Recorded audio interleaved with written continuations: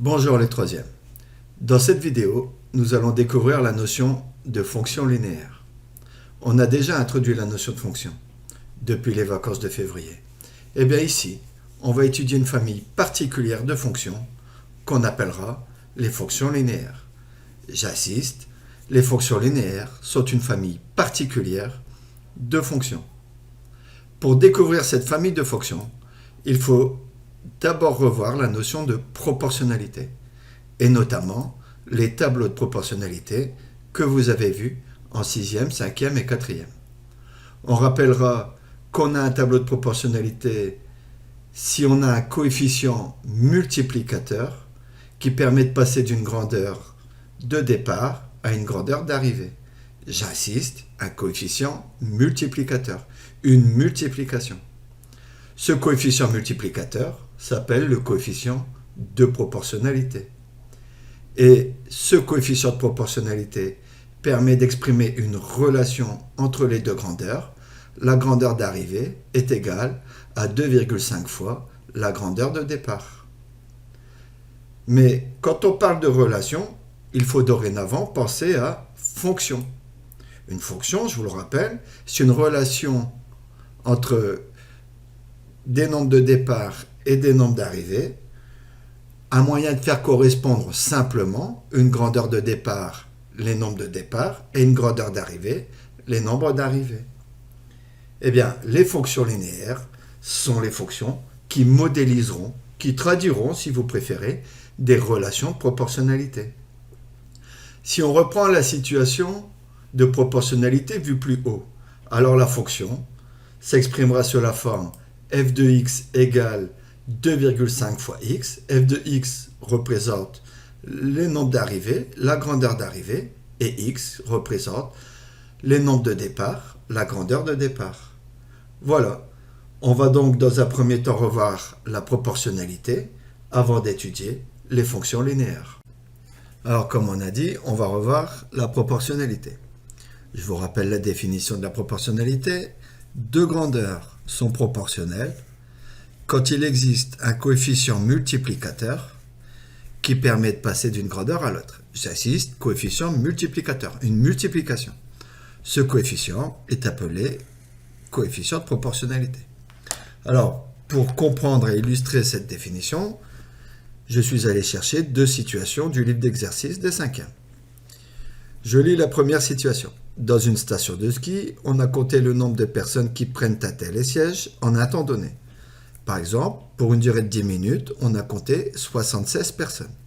Pour une durée de 20 minutes, on en a compté 152, etc., etc. Et la question qu'on va se poser, c'est est-ce une situation de proportionnalité? Mais avant ça, je voudrais vous faire remarquer que on a une relation entre deux grandeurs. La grandeur de départ, c'est la durée. La grandeur d'arrivée, c'est le nombre de personnes. Et le tableau met en relation ces deux grandeurs. Et donc maintenant, on va se poser la question de la proportionnalité. Pour être proportionnel, il faut un coefficient multiplicateur. Autrement dit, il faut multiplier toujours par le même nombre. Alors, pour passer de 10 à 76, par combien multiplie-t-on? Ça c'est facile, hein. 76 divisé par 10, pour le coup j'ai pas besoin de la calculatrice, ça fait 7,6. Et donc pour passer de 10 à 76, on multiplie par 7,6. Je continue, par combien multiplie-t-on 20 pour obtenir 152? On a compris le truc, en fait on va retenir une méthode facile, automatique, on divise le nombre d'en bas divisé par le nombre d'en haut. 152 divisé par 20. Je ne vais pas tricher, je vais prendre la calculatrice, 152 divisé par 20, hop, ça fait 7,6. Pour l'instant tout va bien, on multiplie par 7,6. Je continue avec la troisième colonne, 258 divisé par 30 égale à 8,6. Cette fois-ci, ça ne marche plus. 258 divisé par 30 égale 8,6. Autrement dit, pour passer de 30 à 258, on multiplie par 8,6. Je n'ai pas besoin de regarder la dernière colonne. On ne multiplie pas toujours par le même nombre. Et donc, ça n'est pas une situation de proportionnalité.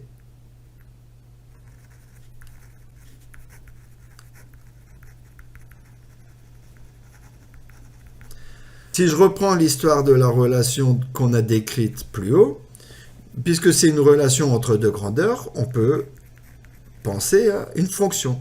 Seulement, le problème, c'est que puisque ça n'est pas une fonction, ça n'est pas de la proportionnalité, je vais avoir du mal à trouver la formule qui permet de faire correspondre facilement la durée et le nombre de personnes. Regardons la situation numéro 2. Dans une boulangerie, des croissants sont vendus par sachet. Voici les prix pratiqués. Un sachet de 8 croissants coûte 6,80 €. Un sachet de 12 croissants coûte 10,20 €, etc., etc. Et on va se poser la question, est-ce une situation de proportionnalité? Comme tout à l'heure, je voudrais vous faire remarquer qu'il y a une relation entre deux grandeurs. La première grandeur, c'est le nombre de croissants. La deuxième grandeur, c'est le prix. Et le tableau, pour l'instant, met en relation les deux grandeurs. Donc, je veux savoir si c'est une situation de proportionnalité. Il faut savoir si on multiplie toujours par le même nombre, vous avez compris. Et donc, pour passer de 8 à 6,80, par combien multiplie-t-on? Nombre d'en bas divisé par nombre d'en haut, et ça fait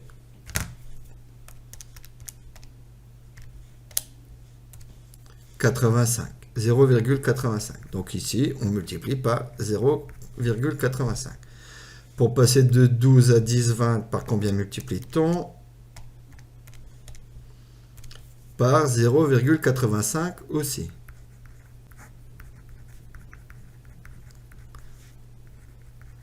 Et enfin, pour la dernière colonne, 12,75 divisé par 15, ça fait encore 0,85. Et donc, on multiplie tout le temps par le même nombre. On a là un coefficient multiplicateur.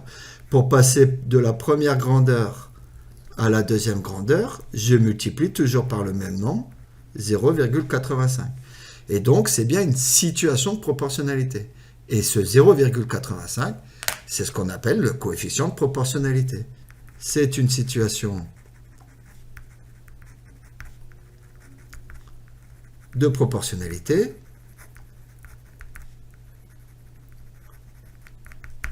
Et le coefficient de proportionnalité, je l'écris en abrégé, c'est 0,85. On revient à l'histoire de la relation entre les deux grandeurs. Grâce à ce coefficient de proportionnalité, je peux exprimer facilement la relation. Le prix est égal à 0,85 fois le nombre de croissants. Eh bien, puisque c'est une relation, je peux exprimer cette relation par une fonction. Si j'appelle par exemple P de x le prix en fonction du nombre de croissants, x c'est le nombre de croissants, P de x c'est le prix en fonction du nombre de croissants, eh bien P de x égale 0,85x. Eh bien cette fonction, puisqu'elle représente une situation de proportionnalité, on appelle fonction linéaire. Une fonction linéaire, c'est une fonction qui représente de la proportionnalité. Et voilà. Et c'est la dernière étape. On va maintenant étudier une fonction linéaire. J'ai pris une situation du cahier de leçons des 6e et des 5e. À la station-service du coin, j'ai payé 6 € pour 4 litres d'essence. Alors, je vous fais remarquer que j'ai bien une relation ici entre deux grandeurs. La grandeur de départ, c'est la quantité d'essence. La grandeur d'arrivée, c'est le prix. Donc, puisque j'ai une relation entre deux grandeurs, je peux parler de fonction. Je vais l'appeler, par exemple, cette fonction, je vais l'appeler la fonction f. Voilà. Alors, à la station-service du coin, j'ai payé 6 € pour 4 litres d'essence. Donc, 4 litres d'essence m'ont coûté 6 €. J'ai évidemment une situation de proportionnalité. Si j'achète 2 fois plus d'essence, ça me coûtera 2 fois plus cher. Proportionnalité. J'ai du mal. Alors, puisque j'ai une situation de proportionnalité, j'ai forcément un coefficient de proportionnalité. Pour le trouver, je prends deux valeurs correspondantes. Donc, nombre d'en bas divisé par nombre d'en haut. 6 divisé par 4, ça fait 1,5. Et donc, mon coefficient de proportionnalité, c'est 1,5.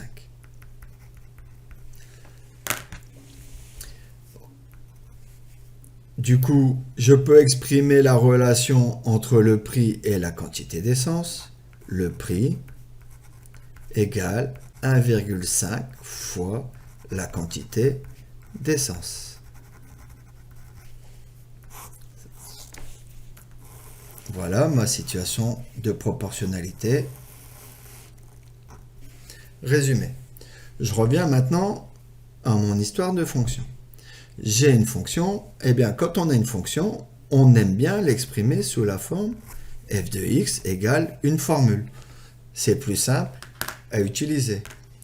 Eh bien, cette formule, je l'ai grâce à la proportionnalité. F de x, c'est le prix. X, c'est la quantité d'essence. Du coup, la formule de la fonction, l'expression algébrique, on préfère dire, de la fonction, c'est 1,5 fois x. J'ai exprimé ma fonction. Alors, je vais commencer à compléter mon tableau de valeurs. Pour 0 litre, je vais payer évidemment 0 €. Pour 1 litre, 1,5 fois 1, ça fait 1,5 €. Petite remarque, le coefficient de proportionnalité, c'est toujours la valeur correspondante à l'unité. Pour 2 litres, je paye 3 €, 2 fois 1,5. Pour 3 litres, 4,5, 3 fois 1,5.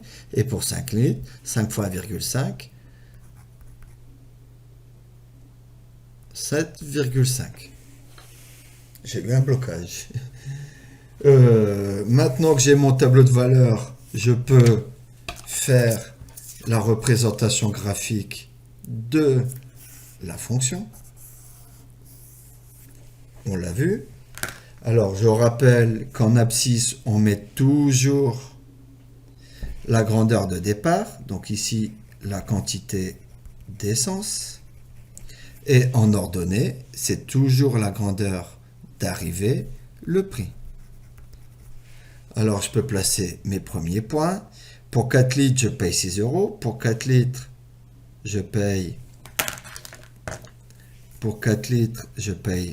6 €. Pour 0 litre, évidemment, je paye 0 €. Pour 1 litre, je paye 1,50 €. Pour 2 litres, je paye 3 €. Pour 3 litres, je paye 4,50 €. Et enfin, pour 5 litres, je paye 7,50 €.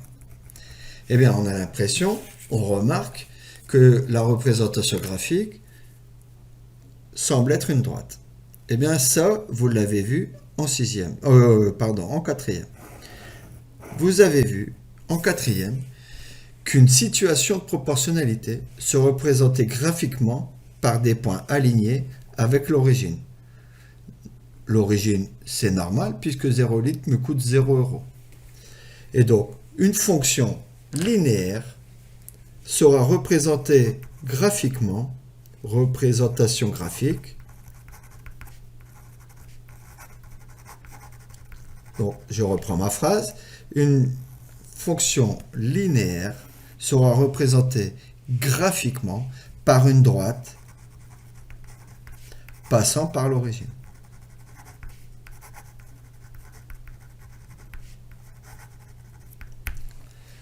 Voilà, on a fait le tour.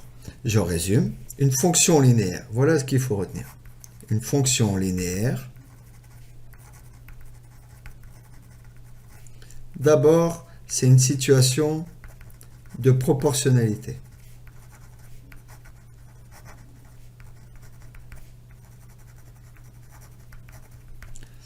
Ensuite, puisque c'est une situation de proportionnalité, on passe d'une grandeur à une autre en multipliant toujours par le même nombre, le coefficient de proportionnalité. Du coup, une fonction linéaire s'écrira toujours sous la forme un nombre, le coefficient de proportionnalité, fois le nombre de départ, x. Et enfin, la représentation graphique, c'est une droite passant par l'origine. Voilà les 3 points qu'il faut absolument retenir pour une fonction linéaire. Proportionnalité, elle s'écrit sous la forme f de x égale un nombre fois x. Et enfin, la représentation graphique est une droite passant par l'origine. Allez, on fait le bilan et c'est fini. Donc, les fonctions linéaires. La définition est la suivante. Une fonction linéaire est une fonction qui a un nombre x fait correspondre le nombre a fois x où a est un nombre donné. On l'exprime sous la forme ax, on fait correspondre a fois x ou sous la forme d'une formule, une expression algébrique, f de x égale a fois x. Dans l'exemple de la station-service, notre fonction, c'était 1,5 fois x, et 1,5 correspond à ce nombre a. Les propriétés. Une fonction linéaire, c'est une relation de proportionnalité entre les nombres et leurs images. Le coefficient de proportionnalité, c'est le nombre a. Dans l'exemple précédent, on avait bien un tableau de proportionnalité dont le coefficient de proportionnalité était 1,5. Ensuite, la représentation graphique d'une fonction linéaire est une droite qui passe par l'origine. On avait obtenu ce graphique dans l'exemple précédent. Et bien voilà, vous avez le bilan des fonctions linéaires.